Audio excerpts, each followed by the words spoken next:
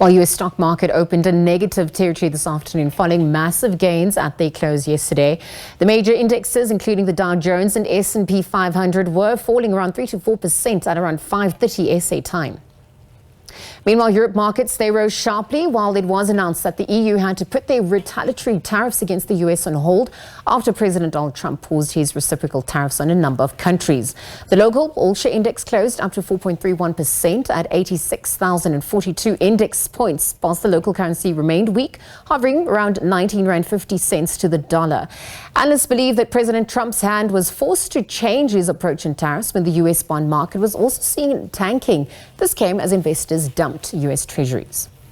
A little bit of a slippage of U.S. treasuries speaks to people actually selling off a little bit of those, as well as it did correlate quite strongly with the U.S. dollar itself, because as people disinvest, they would disinvest out of U.S. treasuries, which are denominated in bonds.